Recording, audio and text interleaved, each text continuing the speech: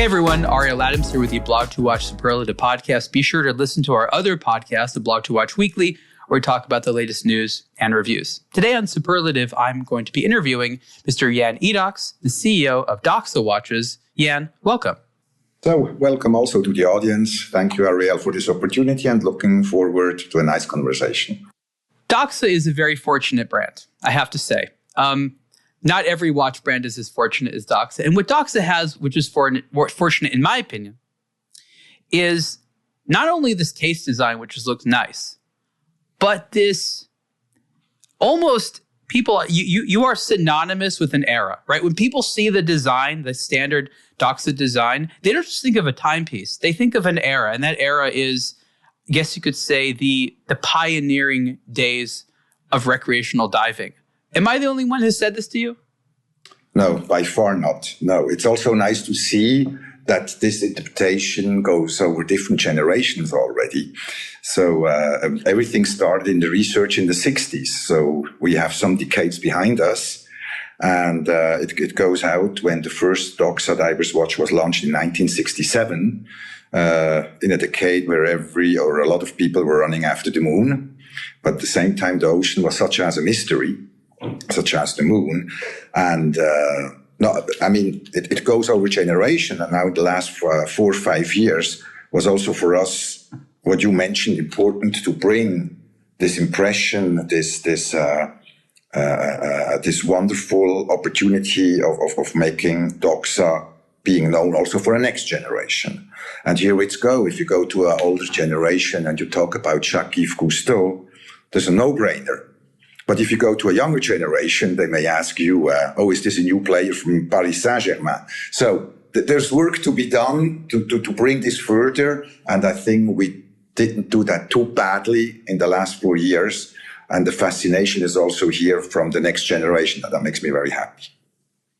If there's anything the watch industry has taught me, it's that history is both incredibly gratifying to know, but also frustratingly hard to teach. So once someone knows it, it's a strong, strong feeling for the rest of their lives. But to get people to learn new history, wow, isn't that hard? It's by far not easy because it's all the time. You go through generations and the perception is different.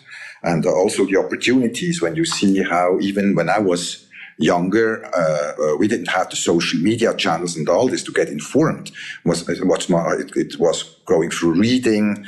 The most of the time it was when you were traveling, you went into retail stores, you discovered new brands or new designs or different approaches. Of course, the challenge today, it's fast moving and the challenge also that it remains in the perception of a potential end consumer. And there's so many options out there today, and to stick out, that's challenging, but you're right. Once it's done, they won't forget. And the brand, what for me, even though people and end consumer likes Doxa for the case shape or doesn't like, but the day for even someone who doesn't like the case shape, but can describe the brand, then you made a big step forward. I'm trying to think about a modern analog to what diving was like in the 1960s and 1970s, because it's difficult to relate. Even I have trouble relating because I wasn't alive at that time. But as you said, it was an exciting frontier to explore. People were really excited about the mystery of the depth and this ability to now have tools that we could travel to a place that really was completely alien to us. And you were talking about Jacques Cousteau, which, if I understand correctly, his primary mission was, I've been underwater. This place is amazing. I know most people won't be able to come down here, so I'm going to put it on film to try to show people what's literally just under the water and they have no idea about. So I'm wondering, what's the frontier like that today? There's some newer technology. I'm not sure what it is. Like, what's the modern analog of what diving was in the 60s and 70s? So, we just see today a big shift, because going back into the 60s, your life depended on your watch. No diving computers and all this. So that's the biggest challenge. So the watch needed to fulfill its functional duty. And because life or depending, also when you go back to the helium valve, also with Jacques-Yves Cousteau, what means helium valve? That the people really understand with the decompression. Today in the air we have nitrogen, over 70%. If you go down, nitrogen brings the people dizzy. And so that's why we replaced it with helium. So helium works when you are for 24 hours down the capsule, but when you go up, the helium has the opposite. As nitrogen, it can blow off a watch. So functionality also what Doxa launched in 68 with helium valve, not to avoid helium going into the watch, because anyhow the helium at the time in depth would go into the watch, but that the helium valve can absorb, that the helium can go out of the watch, a decompression. So you see the people were thinking life was depending. Now, by time, over decades, the diving computers came up. Just unfortunately now, in the last 2 years, all what happened where we see how far can you rely on computers? What can you do with iPhones? How can you be tracked? Can be even more worse. People are going back to say, no, you know what? I'm going back to have a second option. If my computer is falling apart, and it's not just an end consumer, we start to think that even the armies are going back in 2024 to get, no, my divers, they need to be secured with a mechanical watch, which has nothing to do with computer. So it's not funny, but it's a turning circle, which right now, the last 2 years, it gets back to the demands, even from armies, what it fulfilled in the 60s. And it worked then. So it's nice to see that the mechanical approach still fulfills its duty. Do we have a new fear of software? Is that what it is? Well, I'm not going further, but look what you can do with software. Yeah. No, it's an interesting point. We've always sort of joked around like, well, if there's an EMP, an electromagnetic pulse on the battlefield, all the electronic watches will die, but those people who are the Luddites that still have the mechanical watch, that will be okay. And that was one of the sort of enduring and strong rationales for there to be mechanical military timepieces. Now at diving, it's interesting what you say, that there's a contingent of people that for whatever reason want to have a mechanical backup. And I think for a long time, the people that had the mechanical watch was like, oh, you're just the nerd that wants to wear your diving watch underwater. You clearly have, the dive computer. But now it's interesting what you're saying, that people are seeing it as a legitimate backup, as opposed to just let me wear my favorite dive watch underwater. And I tend to agree with you. I think we're sort of in that, preparedness mindset that is now permeating even hobbies where people think along those lines, right? Absolutely. I'm also personally diving with dive computers. I all the time have my watch as a backup. And one time I had not a too funny experience, and it was not about the computer anymore. I had my mouthpiece falling out and 30 meters down. Oh my gosh. Yeah. So it was a wrong installment. It is what it is. But then automatically, you needed to save yourself to get the second tier and all this. But automatically you look at your watch, where I am, what is my timeline? And you're not going to the computer, because at that moment you think, okay, also other parts was not the case, but also other things could fall apart. And so you go back to your trusted value on your wrist. And I'm not the only one in this. And it's not only because I want to show on the boat that I'm a diver and I'm wearing a diver's watch. It carries also functionality, hopefully not to be used, but this is an upcoming trend. Yeah. I've dived not nearly as much as you, but I actually had an experience where I had a dive computer. It wasn't mine. It was, the rental one. And on my other wrist, I had a mechanical watch. And the dive computer didn't die, but it had an issue where it wasn't tracking properly, right? So it started, but whatever, I don't know what happened. And I actually did use my wristwatch. Thankfully, I wasn't going so deep that the decompression times were of a serious concern.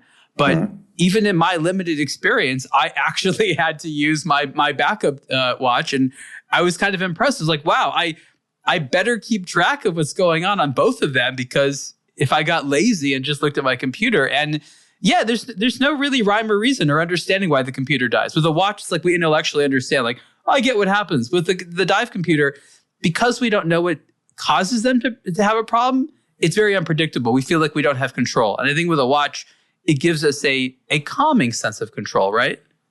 No, absolutely. And also what happened for me, what you mentioned, when you go into diving spots, you rent the material. It's not your own material. And somehow you go far to trust that the equipment is well controlled. But you never know. And listen, it's in a very easy way what we learn in life for everything. Get prepared and have a second backup option if bad things can happen. That's all. Changing the topic a little bit, do we know roughly when the dive watch entered the luxury watch space? You know, there's a lot of things said about the Rolex Submariner, right? Probably the most popular luxury dive watch. But for most of the life of the Submariner, it was not considered a luxury good. It would have been like a good tool. And that was the same with most dive watches on the market. Yet today, I think that it's like a mechanical dive watch is either a luxury item or like a whimsical fun thing. So rarely are people seeing it as a serious dive tool, even though so many are. So I'm just wondering, because you've been in the industry long enough to have seen a lot of shift. Do you remember anyone talking about like, hey, wait a minute, luxury dive watches are a thing when they used to be tools? No. Luxury dive watch, I agree with you, because it goes as far as you go when you see out in the market. First of all, it became a trend for an end consumer to be sporty, despite he's diving. That's his own decision. What we have today, and it's a high number still, we have about 20% of our end consumers, they're really diving. But also for them, you need to fulfill the product, still need to maintain its functionality. For example, you see diving watches out there with a see-through, to combine luxury thing, to show with movement and all this. With Doxa, it's not the case, because technically when you think about functionality and you have a see-through on the back end, that's not what the real diver is asking for. It's about functionality, the case shape, to get the protection of the crown. And today, the difference, what you mentioned, is that you need to stay true to your DNA. On the same time, the challenges with the luxury, also to please the desk divers, I call them. You know, they're not going to dive, but to be seen as a dive watch needs to fulfill the duty. And what defines a luxury watch? A luxury watch goes more about the movement, the materials, and all this. And in salt water, many options are already gone to be able to fulfill salt water. So it's a bit contrary. How can you please in the luxury segmentation to still make a diver watch who really fulfills its duty when it comes to what we discussed before? And that's a challenge. For me, the pure luxury diving watch is at the end, as it is, does not exist. What you can do is, as where we are, and Doxa stays in the water, or I call it around the water. Doxa is not going to please pilots, the car industry. And I think that just a light direction from a diver's watch, you can think about the beach. You're still with water. So it's not only to be under the water, but stay close to the water in the products, what you do also in the future. I think one of the things that people take for granted, especially watch collectors, is the effort that brands who make dive watches put into both designing and individually testing watches. And there's very few other products in the market that are so vigorously tested on an individual basis for performance, even though, as you said, upwards of 80% of those items won't be used in that context. And it's, I think, one of the reasons we love the watch industry, where these watches are pressure tested, even though you know that they're rarely going to see more than 1 atmosphere of pressure in their entire lifespan. But that this ongoing dedication to not just saying it's a dive watch, but doing the checks that actually make it a dive watch continue to happen. Not every brand, of course, but enough brands out there do that. And don't you agree we sort of take this for granted? Because in one way, it's monumentally wasteful, but at the same time, it's the type of waste we like, right? So it's not really wasteful, but it's highly inefficient if you're running like a high volume operation that, you wanted to save every penny. But it's a wonderful thing that these watches, even though they're not necessarily going to go underwater, go through this rigorous process. Again, oftentimes being individually pressure tested. So the pressure test, of course, for us, this is a duty. And the funny part is if you test the products, if things come out, it is not with 30, 40 meters pressure. It's the one with 1 meter under the shower. Yeah. Because the pressure puts a watch together. That's easier where that fulfills the duty, but you need to think about the desk diver under the shower. And this is also to be tested, when there's no pressure on the watch. And I remember when we launched the limited edition of the special edition for Clive Cussler with the stonewash. That was a nightmare. But it was a nightmare when you go through the stonewash. The case by its own, that was not easy, but that was doable. But when we started to stonewash the metal bracelet with the folded clasp, that was a nightmare. When you say nightmare, why? And this is a watch, and when you say stonewashed, it had a artificial aged look to it. Yes. Just letting everyone know. It's like, I explain, it's like you go and you need to find the right temperature of the water, you need to find the right stones, and you need to find the right timing. And then on top of it, the bracelet needs to match the color of the case. Yeah, yeah. And in the beginning, then the folded clasp, then we found the right color, but then the folded clasp did not make it. So, and at the end, it was a process just to find the right formula. I don't know, if you wash your own clothing, then to know, okay, this I can wash with 40 degrees, this I can wash with 60 degrees, this I can wash with 90 degrees. Oh, this one only 40 minutes, the other one I can do it for 2 hours in the washing machine. So it's this kind to approach to find where the product at the end really fulfills, again, its duty. And that was a long trip there, yeah. But this is why people spend the money they do on watches, because companies like Doxa take the time. Maybe you didn't know originally when you had imagined this product it would take so long, but you don't give up. There's a certain follow through where you say, we promised it was going to be like this, and we're going above and beyond to make sure that happens. And in most products in life, people don't get that. And I think that's one of the reasons they love their luxury watches, because it's the rare exception, which is the company like a watch brand, which says, you know what? The color just doesn't match. We're not going to release it until it does. That's a rare type of, we'll call it value amongst the types of products that we buy to put on our body, right? Absolutely. So also this with the Clive Cussler, it has taken more than 2 years. We didn't have a fixed launch date. I need to launch it next year in May. I said, I cannot tell you when it's going to be launched. But the only thing is, we'll do our best. And once we confirm the quality is there, then we can start to put on the marketing machine. And it has taken slightly more than 2 years. I have to say, I have surprised myself with how much I like not just that watch, but pre-aged watches in general. Because on paper, it's a silly thing to take something new and to put it through an artistic process to make it look old. Like it's a bit silly, yet the result is really nice. Like I am such a fan. I even with Laco designed a watch that was pre-aged that I loved. But for those people out there that maybe philosophically can't get it, wear one of these. Find the Doxa Clive Cussler with the pre-aged, case, or some of the other rare watches out there that have it. But I promise you like it. And I think in Italian, there's the term spezzatura maybe, and it's sort of the artful aging or the artful cutting of clothing. I would almost rather have one of those than an actual vintage watch, right? Because I get the assurance it's a new watch that works well. Is it weird? I'm asking, is it weird? Is it an impractical thing to like pre-age? I mean, I know you sell them, but you know what I mean? Well, of course, it's a challenge. And also it was compared, not talking now hours with Clive Cussler, but this at the time when we also hold the event in the New York Yacht Club, it was in honor of his life. And with Numa, he was really going down and finding old shipwrecks. So the initial idea, okay, we need to make a watch who also looks like being for 500 years down in the water. So that was the starting point. Okay, you go there.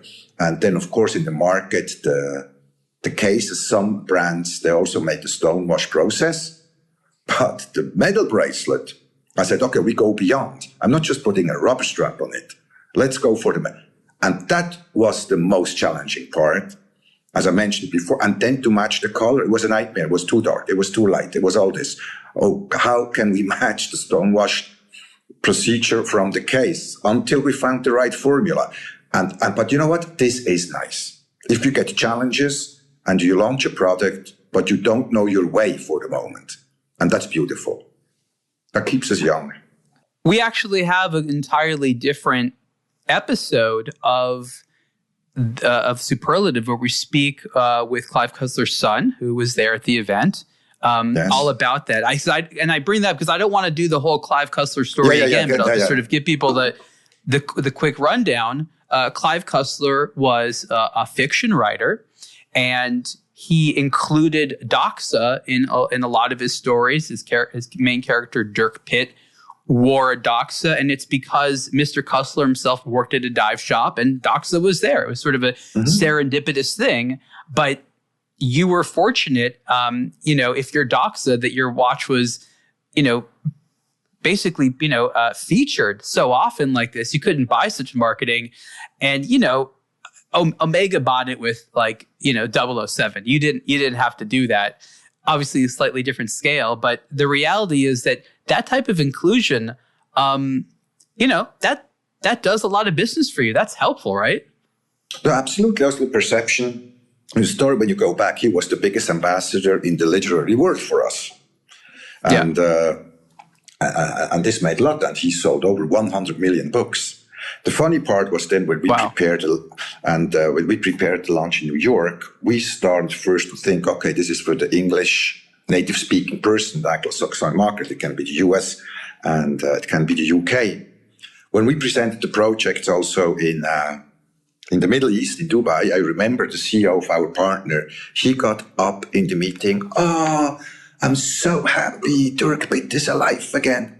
And I said, okay, I expected that this is now in the US or in the UK. Then he told me, Jan, where did we make our studies? There you go. Interesting. Yeah. And he also translated books. So he was really an ambassador. And it's just also with the family to show a true path for his support and still to go on now supporting his son, because Numa goes on. And so we contribute also that he can buy still his very inexpensive machines. I'm joking, very expensive. And it's a natural ground which takes its legit. So here we go back to your initial question. Is this now a luxury watch? For me, no, it's not a luxury watch. It is absolutely a functional watch, but matching the history back in times. I'm thinking about that very beautiful Doxa, speaking of the Middle East, for Siddiqui with the Tahitian mother of pearl dial that was beautiful. I got to say, Jan, yes, while it would dive underwater, it was a very pretty luxury watch, right? No, of course, it's also there now. It's when you go now and now you can go into roots in history. Also with them, the pearl divers in Dubai, they existed. They were in the water. And technically, it's also the luxury aspect is when you see that the basic end consumer today, and when you talk with them about diving, they see the Maldives and they see the nice fishes. But that's not diving. Talk once in Norway with the divers who go for the oil pipelines. When you go to pearl divers at the time, it had also functionality and not just the Maldives, a nice hotel and nice fishes. And that's part of diving. And diving can also be dirty sometimes when you talk with police forces, army forces. So, and there we go back. But when you go back to Dubai, the initial part was pearl divers, pearl. And then we had the pearl boat on the back. We engraved the pearl boat, which is significant in their history. Yeah, you tied it back to diving. You're right. You did. In a different way. Just go on. Sorry. Historically, Doxa made a lot of different types of watches, not just dive watches. It's true that today you mainly focus on dive watches, or is there still a part of the business that does other stuff? No, we stopped this because historic-wise, now before the 60s, of course, the history of the brand was especially in the Eastern Europe market. There you had the wristwatches as it is, and Doxa has really a perception there. This was in the 50s after World War II. The Eastern European markets were not so be seen as a commercial big item. But Doxa went into this market in the 50s. And for example, you mentioned Siddiqui before. The grandfather, when we were there, he started his business, his Imperium, what he is today, in the 50s with Doxa and two other brands in the 50s. And talk about the decision to focus on the specific, the dive watch thing. Obviously, dive watches are very popular, but talk a little bit about why it's important for brands like Doxa today to focus, whereas in the past, they were able to do more of a variety of things. So for me, Doxa, this was until the year 2020, it was known in the circle of collectors. And for me, this is a raw diamond. I said, it was there, it fulfilled. But you took the risk that Doxa could have become a museum brand. We talk about history, but no one thinks to buy a watch anymore, just to appreciate the collectors. And I was convinced the potential is much bigger than that. But and still where we are today, just don't try to please everyone. Our history, our way to go has years ahead of us. And still today, we're not present in every market. I'll take it step by step. And it takes time to bring Doxa in a decent way close to the end consumer. I want to talk a little bit more about that in a moment, but I want to talk about some of your career history, because I think one of the interesting things you've done, and please correct me if I'm wrong, is multiple times in your career, you've been asked to step in to shift a brand, to shift something that was doing, something about the product, something about the business strategy. But with a couple of companies, Doxa perhaps is one of them, Hanhart. I remember we probably first met when you were at Milus. Why exactly do you have those types of skills? And talk a little bit about some of that specialty you have, because I think that there's a lot of entrepreneurs out there, but you are sort of a pivoter. You're very entrepreneurial, but you take things and you like to pivot them and twist them. And I think that's very interesting. I'd love to hear a little bit about that. Well, it came by duty, but I don't like easy just to sit in a sofa and to step into an existing business. This has challenges to revive. It's true. It happened when I go back in the last 25 years. And it supports a big challenge to give a brand, can be sleeping or was in trouble, whatever reason was, to give it a new way. That by its own is challenging, because that's not easy. And it's something which I love, to set up a team behind, to find, okay, the network is there, but it's not because you know people that automatically business is done. But it sounds like now over decades that's a way to go for me. And I just love it. It's challenging. Yeah. One of the things that I find is really crucial in Switzerland is risk mitigation. And that's actually even within the group, with your own team. And what I recognize, again, as someone who is entrepreneurial, I have to explain my vision to the team, but sometimes I can't promise them outcomes. All I really have to say is, this is an experiment. I want to try it. And so my question is for you, who I believe has a gut instinct about things. How do you communicate to that to your team so that they follow you, even though they have to be aware that they don't know exactly where the destination is? You know what I mean? It's like you need them to be cooperative, but you can't have like a PowerPoint presentation to show them where every road leads. Okay, so this is a mix between experience, in a mix of in what you believe in, and a mix that you still know what the market, where there's a gap in the market. So this is the three items. And then for the team, don't promise, never will be judged if on that way mistakes are done. Even me, you go sometimes more left and then you turn back and you go right. But as long as a team follows this vision, and where a team can be involved in the process of building up, that's super motivating. And you're just not a number in a big company where we just ask you to come in the morning at 8 o'clock and leave at 5 o'clock, and you do this every day, the same thing. That's a lot of Swiss companies. Actually, yes. You know that. So the audience doesn't necessarily know that. I'm not mentioning, of course, other names. And here it is: you need to find, and still today, the team, the approach. There's one word, and you never get a second chance to make a first good impression. And I call it's the karma. And the karma, it's not only the product. It's also the team behind. And if a brand has a karma, in the beginning you can talk about, and people may think, yeah, let's see.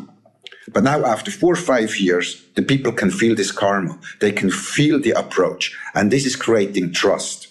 And when you see now for the moment, the markets now, the watch industry is more challenging. I'm telling you one thing, the karma, a brand is not proving itself when the sun is shining. A brand proves itself when it's raining. And one big part of it is the karma the brand carries, how you behave. I fully agree with you. And we look at these periods of we'll call them economic depression, and you see brands have essentially two styles. One is things don't look good, so we'll do nothing. And then they mess up. And then they develop, as you say, bad karma because they're not engaging. They're pulling resources. They're pissing a bunch of people off. And then there's the ones that say, okay, things aren't great right now, but we have a longer term vision because we recognize the history of this industry is already hundreds of years now with many ups and downs. We have to set a good example right now for our team, for the fans, for the various partners and things like that, and demonstrate, I think the word is maturity, right? And I think that's sort of a little bit what you're talking about is you need to be mature as a leader. As a brand, it needs to act mature. The product has to be mature in as many ways as possible. If anything, what I would say is what consumers all around the world are trying to buy with a brand is maturity. They define it personally in different ways, but I'm sure you'll agree maturity is extremely valued when it comes to the attractiveness of a brand. Absolutely. I call it also the yin and yang. Me as an end consumer, if I step out now my function, I want to be sure that the brand is still around in 10 years, first of all. And wishful in the same way, in the same conduct, where it goes. So now certainly they will pay the price of what they did in the last 4 or 5 years. It's cumulative. If you go into every channel to sell everywhere, for example, we all the time refused, we're not selling since 4 or 5 years, and we had the opportunities to grow. And every year Doxa is growing, even in this year, where a lot of brands, they decline by far. Doxa is still growing, but we took it rationally, go step by step. And now for the moment, we never sold into, we carried online just for our own website or with the retail partners, but not any independent third online platform. And the demands were here. So it depends how much time you give yourself. And time is also a cost factor. How much time you have to build. Do I need to bump up the markets with a lot of merchandise? And you know what? When it starts to rain, you will pay a heavy price for it. The ones who didn't do, to be mature, that is the longevity. And during that process, it can even create a stronger boundary from end consumer to a brand because you prove yourself when you go through rain. For Doxa, there's no big rain, and we are by far water resistant. But you know what I mean? It's that approach. And more difficult times can also be an opportunity for certain brands. So when I hear you speaking, something that comes to mind when you're talking about step-by-step and slow has to do with how many basically pieces you make. And I think that there's certain brands, and I've seen it happen, you've seen it happen, they go too fast, meaning they sign up a bunch of authorized dealers, they get them to buy lots of inventory, and then they're like, okay, we've done our job. We sold a bunch of watches. We're doing great. But now the hard work has to happen where those dealers have to sell those watches to the end consumer. And if the brand doesn't maintain desirability and keep things going, those watches won't sell. So if the brand signs up too many dealers and produces too many watches in too short a time, they run the risk of having an oversaturation of product, which then needs to be heavily discounted in order to sell. And nobody wants to buy your watches at new prices. So for me, that seems to be it's not everything, but that is a huge justification for going really, really slow. So you really see what's selling. Absolutely. So it goes for it. That's one of the USPs not only for Doxa. There we go back now to experience. And this is control your distribution. It's not the short term. You can overload the markets. But when you lose control, and this we will see now, that there's a massive discount market. How can I go back as a brand to an end consumer, to a retailer, and to ask, but in 2 years, let's go back and sell and try to sell for full price. The end consumer will never forget. He may come, okay, when will be this the next time? The trust from a retailer is also, with his margins he needs to make, of course. But for the moment the end consumer is walking into a retailer, showing his iPhone and saying, listen, I want to buy this watch with a 40, 50 discount off, or I'm ordering it here, that's very bad. Yeah. The retailer cannot make a business anymore. So the retailer doesn't trust the brand anymore because, listen, why should I place order for new watches? Because anyhow, I can't make any money out of it. So now here, that's why it goes back. The ones who controlled this in a maximum decent approach, and they will get rewarded now. they will get rewarded in the next 2 years. No, I agree with you. And I think that it's so important for consumers. And I understand, I'm a consumer as well. I want discounts. But you know what I'd rather have is a fair price. That's what's most important to me, right? Yeah. And I think it's so crucial to understand the slippery slope of what happens. So much dysfunction is caused by the over expectation of discounts. It really grinds a lot of this industry to the halt. And unfortunately, it's also led to this hyperinflation on the other end, where new stuff costs so much freaking money because of this sort of mentality of, is it worth it? Is it worth it? You know, it's a very difficult place for brands to be.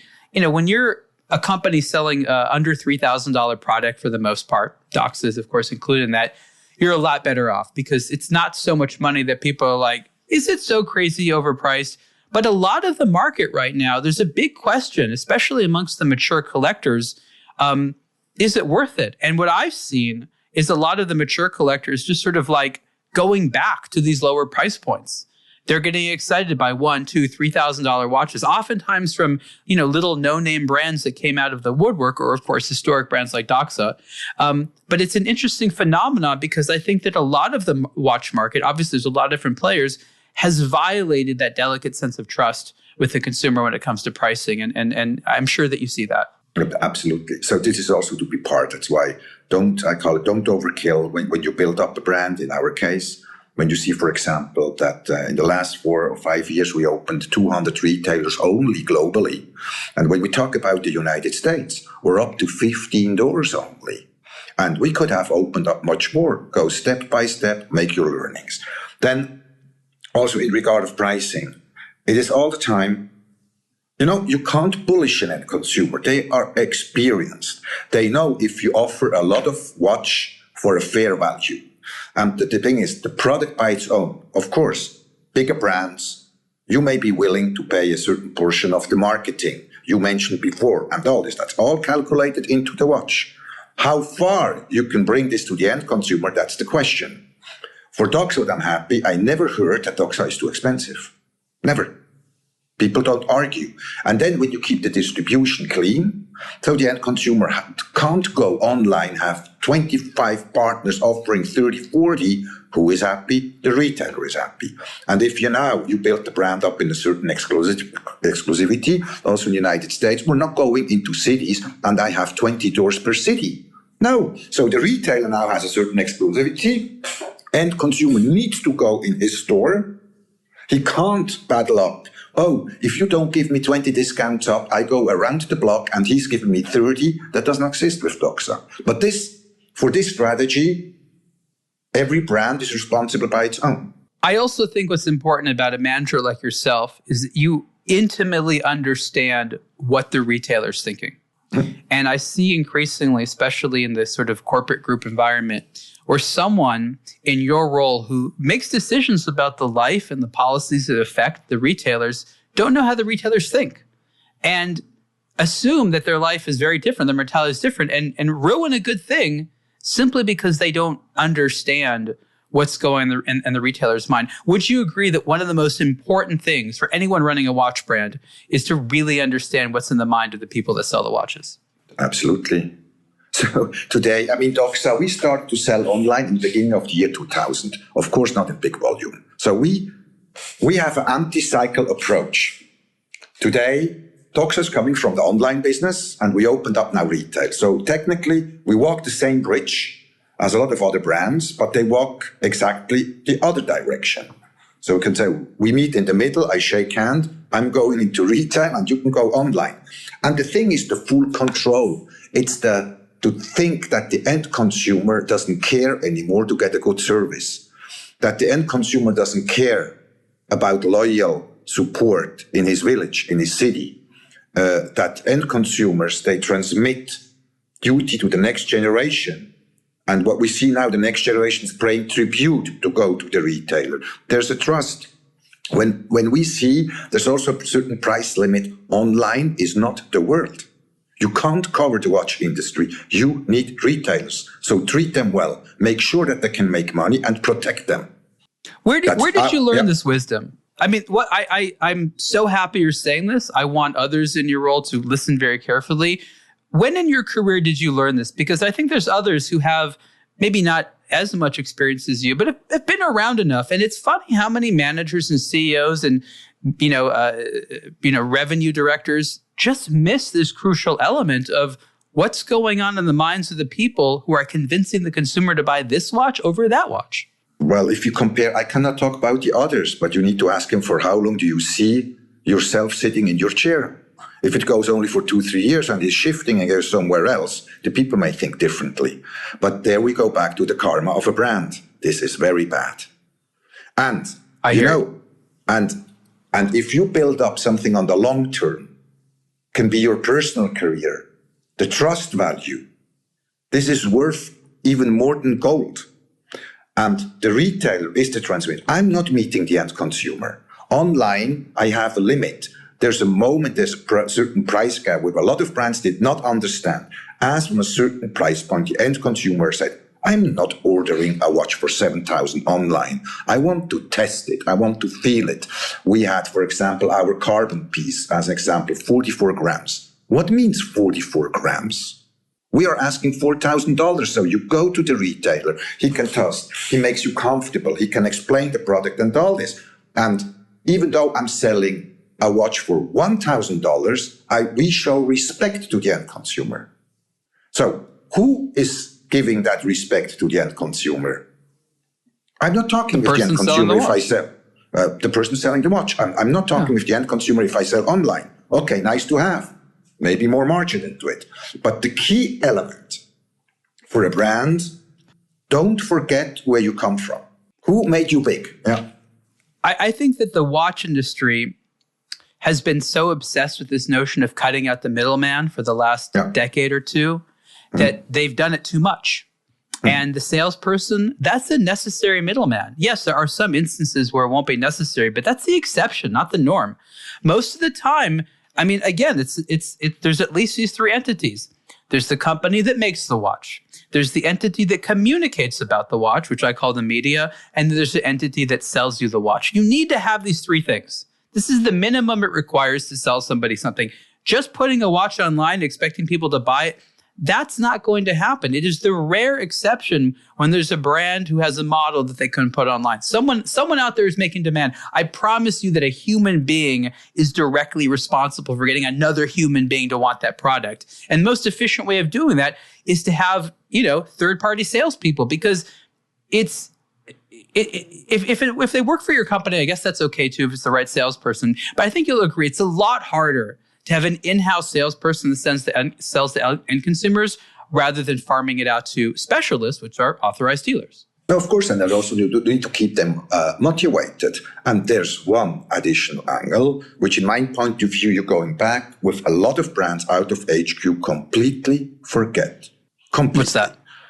Do you think that we in Switzerland, that we know all about everything with different cultures? Do you think we sell a Doxa in the same way in India than in Florida? Do you think we sell the same way to Singapore? You need to adapt the culture aspect, how to sell. Can I do this out of Switzerland? Do I really think I'm the master of everything? I'm going out because I'm Swiss, because I have 25 experience. I'm telling you now, it can be in Pennsylvania or whatever it is, how to sell a watch. Do I get the arrogance to tell, I know your environment, I know your customers, which your family locally as a retailer know already since 40 years? Of course I don't. I just can bring a frame. I need to be flexible enough, and within that frame to adapt it to local needs, to know local culture aspect, how to sell watches. Where does this mentality come from amongst some of your colleagues in Switzerland where they think that they know it all? It's true. I've heard it before. But what is the origin of this mentality? Because it's a bit strange because it doesn't have a lot of sense behind it. So I think this doesn't have a Swiss origin. This has nothing to do with Swiss. It has an origin of corporate structures. I see. The Swiss are very patient, and the culture, we are technically not loud, and that made the Swiss watch industry strong over decades, just because of that. So corporate people think that they can do everything. They can replicate anything. They can understand anything. As long as they, put a couple of teenagers on it and some money, they'll be able to build whatever they want. Listen, it would be very interesting once to make a test and take the fluctuation rate of CEOs in brands for how long they stay in their position. Very simple. It's not very long. So that's why. And so if you go in, but everyone, listen, in our industry, in our beloved industry, this is personal factor, never forget the world is round and you will meet at least twice. It's good. It's very wise. I want to say this almost tongue in cheek, but I think it's an interesting thing to respond to. I've talked to a lot of people about Doxa before, and something which is, I don't want to call it a criticism, but something I hear from time to time, and I'd like to know your thoughts on it. It's like, hey, Doxa, I love what you do. Why do all your watches more or less look the same? What is the official response to this? We stay true to our DNA. Yeah, so that's why I'm not trying to please. Listen, there's so many people we can still go to learn about that shape. I'm not trying the old people. Stay true to yourself. And a DNA factor, how many brands would love to be recognized on the wrist over 2-3 meters? Not many brands have. You need to be able to read them. That someone knows what you're wearing across the room without seeing the name on the dial. That's the dream. So why should I change this? We go here and there with limited edition. Why should I completely go back to try to reinvent a new case shape? My thing is rather that the people being in charge in 100 years of Doxa, that we can leave something to them, which is still in the same way recognizable as it is of today. For certain people, it may be boring, but then it is what it is. We play around with materials, but I still have a lot of markets where we are completely new. And I'm not rushing. So here's the follow-up to that. I completely understand, and I think the answer is what Jan is saying. People like it. It's recognizable. There's nothing we know that we could do different that would improve it. So why fix something which isn't broken? So the follow-up is, okay, we understand that, but despite the fact that it looks similar, are you able to improve the product, right? People like this sort of iterative improvements. And I think the answer is yes, and I have my thoughts on it, but justify the fact that despite similarities, you are constantly moving as a brand. I think that's the fear, right? The fear is the brand just does the same thing over and over again, which I don't think you do, but that's the concern, I think, when someone has an observation like that. From the outside, is sometimes on the one side we say now, economically it's so good that you don't run too fast. And at the same time, when you listen to them, why can you not run faster? So it's contradictory on one side. Secondly, it's the discussions you have. We talk also with collectors. Jan, can you not make an in-house movement and all this? My question, very good. We make an in-house movement to Ivor's watch. I'm not having a see-through case back. And are you willing to pay $2,000 more on the same product because the movement is in-house? It's about functionality. So there's all the time the dream list of a lot of brands you need to take. It's not that we are closed to different opinions. We know what we're going to do. But where, for example, also we had COVID, we have the inflation and all in the last 5 years. Other brands, they increase the pricing constantly every year, 8 to 10%, which makes the product today 50% more expensive than it was. We just made last year a light increase of 3 to 5%. Once, that's all. So I'm absorbing the increasing cost because we need to stick to the price range where Doxa is. Is this boring? No, that's a safe place. And you are experienced. Many brands in the first part of success, what they do, they start to increase prices. Suddenly they go in the price range of $7,000-8,000 retail. Now we're strong enough, we can go there, and you completely use your territory. So I have limits also. We work on development, but the most appreciated fact is not to forget, offer a lot of watch for a good retail price. Retailer accepts it, we are happy, and consumers happy.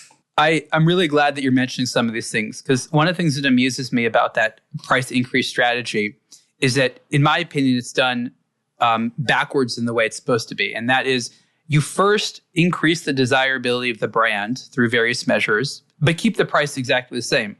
Then, after the brand is more desirable, then you can slowly increase price points. But what a lot of the companies we're talking about do is the exact opposite. They increase the price point thinking that that's going to elevate the brand when it doesn't. Because people say, wait a minute, I like this watch at, for example, $2,000 because that's the branding you had. Now that it costs $4,000, you don't have a brand desirability to justify that. Why didn't you just build the brand desirability first? And then I would have been happy to pay for it, but you didn't do that part. No, and it's also when you go back in experience. Now, when you go on a certain price point, you start to battle against other marketing budgets, logically. Oh, yeah. So you like to find holes in the market. You like to find the less competitive areas, which, again, same mentality as me. Is if there's a really big line in front of a restaurant, I say, I don't need to eat here. I'll go to another restaurant that has less of a wait. And similarly, selling watches, if there's so much saturation, some people be like, I'm going to get in line, where you're like, wait a minute, there's less of a crowd over here. Yeah, and also when you see this as the next will be very challenging, and I think for us very interesting and positive, because now the end consumer is walking into prestigious retailers where Doxa is distributed. Meanwhile, it's not going to be on a C level. So now the end consumer walks in. First of all, he will discover other brands with heavy discounts first. Secondly, what happened already, that we had a certain part of first-time buyers in Doxa, they walked into the retailer because they entered in buying a Doxa. They went in with other brands. Either though they got disappointed or they didn't get disappointed, but they came up to a wait list for 2 years for a certain price range. And that is what I think. Now, with a certain price range, oh, thank you very much. First of all, you're allowed to order and you need to wait 2 years, even though this time is going down also with certain brands. But then the end consumer is frustrated. He's not walking out with a watch off the door. That's a problem for a retailer. So now the retailer can go, listen, here you ordered me a beautiful product for $20,000, $30,000. You need to wait. But meanwhile, I have something. Did you know already about Doxa? And if the retailer can wait, that's a very fair price. You look for a watch, a fun watch for the beach, for diving. He gets into it, a first-time buyer. And then he's asking, how much? Well, this is $1,500. Perfect. That doesn't harm him compared to what he had ordered in bigger brands. If I go up on the 8,000, 10,000, I'm not helping the retailer and I'm not helping my business. I'm too close to start a competition of what the end consumer is wishing for every brand. So we are a tool watch, fairly priced, have fun with it. Over the last several years, colors and materials have been a really exciting area of the watch industry. Consumers became a lot more open-minded and started buying a larger variety of colors, frankly, which allowed many people to experiment, Doxa included. My question is, over the last several years, testing a lot of different colors and materials such as carbon and stuff like that, did you discover anything interesting about demand, certain things that work really well, certain things that don't work well? Because you've done a lot of experimentation, and no doubt you came to some interesting conclusions. What did you learn? So first of all, this with the color, it's very funny. We didn't go into this match. Doxa started to use this color over 50 years ago. Orange. So the orange, but also the other one, the diving star, yellow. The yellow, and all this came up. When you saw the first orange was launched in 1967, that was revolutionary. At the time, the watches, they had a dark dial and all this. What is this orange? And then we got back. The funny part is that Tiffany blue who came in the market. Have a look since when Doxa is using is aquamarine. That was not developed in the last 5 years. So the color aspect of Doxa is not a fashionable approach. The colors of Doxa were invented that those dial colors grant a better visibility in the first 30 meters when you dive. Very simple. But you got to lean into it, right? Over the last couple of years, you really got to lean into color and variety of color. Yeah, so we had our main 6 colors. We just introduced the white pearl and the sea emerald. All the other 6 colors are in the pipeline for decades. Yeah. Okay. So you're basically saying that because it's already been a part of Doxa, you're already familiar with it. So there wasn't anything about consumer tastes and preferences that you learned as an emergence of these, I guess you could say, wider acceptance these days? Because again, for many years, wearing an aquamarine watch was not super trendy. And here's the one that I designed for Zodiac, which was their bestseller for that year. So I'm with you, but the consumer mindset changed from I don't want to wear this to I definitely do want to wear this. So this is also now the process. So first of all, again, with Doxa, it has a functionality. We didn't explain why we have colors. is in the DNA of Doxa since decades and represents the playfulness. You can go by your own option. You like yellow, you like aquamarine, you like the orange. And the funny part is that now in different markets, the color taste is different. It's very funny to follow. And there we go back again to cultures. Now, when we go to, we launched this year the Sea Emerald, dark green. I mean, this is a basic color in Asia. Now we're approaching the Asian markets. So what colors don't work in America? Oh, technically, it's all the colors on demand. Orange is still in I call it the podest on the top 3. Okay. And then in the US, you start already to see a difference. Are we talking about Florida? Or are we talking about Chicago? Or are we talking about, and that starts to change. Okay, so it's regionally very different. More snow you have, more darker it gets. Interesting. Okay, that makes sense. The warmer part of the world, they like lighter dials. Colder part of the world, darker dials. Yeah. See, there you go. I didn't know that. That's interesting. And more you have a beach, more you have the sun, more colorful it gets, logically. Yeah. I'm not wearing the same clothing. Yeah. Now, the core look of the watch has this, it's almost like a double bezel, right? There's two scales in there. One is standard diving one.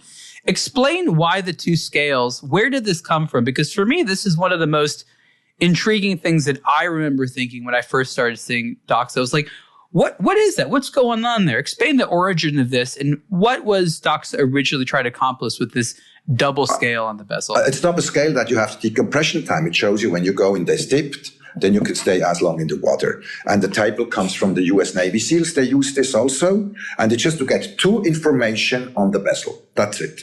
You can turn, you go in this, in the beginning, I go for a 30 minutes dive. Then in this depth, then I put it down. So the decompression time, make sure that with this depth, you must be up after this moment. And I like that it looks like 2 physical sections. I think it actually is 2 different discs, but they're a slightly different color most of the time. But that separation for me always made it seem very interesting as opposed to just having, 2 printed on the same bezel. And it's also interesting that let's look at something different, like the tachymeter, right? The tachymeter is on so many watches, no one uses it. Yet this is actually quite useful and no one's copied it. Not really, not probably very rarely. I just think it's interesting that one of the most distinctive things that makes this Doxa, family interesting is still so exclusive to you, right? So listen, we patented it. Now it's over, but this was patented. Yeah. So a bigger brand, you don't go there and you copy something which got patented. For this, Switzerland is small. And the people showing tribute, you're not going there one-to-one to take something over. Other markets may think differently, but here you don't do that. That's why you don't see it everywhere. And this is really another DNA of Doxa. And with some dignity, I would not copy a DNA fact from another brand to involve it into my own collection. Would be still... It's actually a really nice thing that you mentioned about the Swiss watch market, where a lot of copying could happen, as you said. Things that even used to be protected are no longer protected because patent rights last a relatively short amount of time. But there's a sort of an honor and a nobility where it's like, you know what, we're not just going to flagrantly copy. It does happen from time to time, but we agree it could legally happen a lot more than it happens, right? Yeah, listen, this has to do with the size. Look where we are. We are home-based in Bienne. This is one of the cradle of the Swiss watchmaking. I'm encountered here, if I would turn the camera, Rolex is all around. We're really in the middle. Now mentioning a brand, not in their judgment. It's all around when you go by history. And in our village, we have in the surroundings 70,000 people. We had a time where we had over 200 brands here. When you're going out here, you meet the people. If you go into a restaurant, you don't talk about business. People can nothing... We don't have cities with millions and everyone does in his own corner his own business. We meet. We went to school together, the ones who last. So you show respect to your neighbor. Yeah. No, it's really hard for people to understand that unless they're there. You're right. In a big city environment, you might never have an interaction with the person's design you're copying. But you could just be having lunch and someone could go up to you and be like, yo, what's up? You took my design. Why were you doing that? And like that's enough to get people not to do it. That, call it peer pressure, but that's a positive thing about having a small community. And there's a lot of benefits to that. And that's why I would love the continuation for as long as possible of the industry in Switzerland, because it's not just that Switzerland makes watches. It's that all these different companies are together able to feed off of one another, but the proximity also creates a natural sense of respect. And that respect creates this outward appearance of dignity. Also, it's dignity, first of all, and we are part of a beloved industry. And the day when it comes, we help each other. That is where I live personally, not telling my two neighbors, they work for two big brands, but we meet together, the sons play in the same soccer team. People cannot understand, and we go down on Sunday, watch soccer, and of course we talk about business. So, and we're behind what the people cannot imagine. We open up a new market, for example, and this is how it runs. And if I have a new customer, within 24 hours, I know everything about that customer. I know everything about the retailer, because you go to the brands who he carries already. Is he paying good? Can I help? Is he serious? Is he discounting? And that makes Switzerland in a small environment strong. And I think for there, the people are by far smart enough. Everyone runs during the day for his own business. But in the evening, the borders are much wider to protect our industry and not only the own brand. It's a very good way of ending this. I encourage everyone to go check out the Doxa DNA. The website is doxawatches.com. Jan, is there anywhere else that you recommend people go on the internet to learn about you or the Doxa brand? Well, so you just put in doxa.com, doxawatches.com, and technically you should be right away featured to learn about the history, to learn about the watches, where we come from. And you get a lot of information out there, or you can find online where our esteemed retail partners are. They're shown. And if you want to see the merchandise physically, just go there, visit. You will be in good hands. This has been the Superlative Podcast interview with Jan Edocs, CEO of Doxa. Jan, thank you so much. Thank you very much, Ariel. It was a great pleasure to talk to you.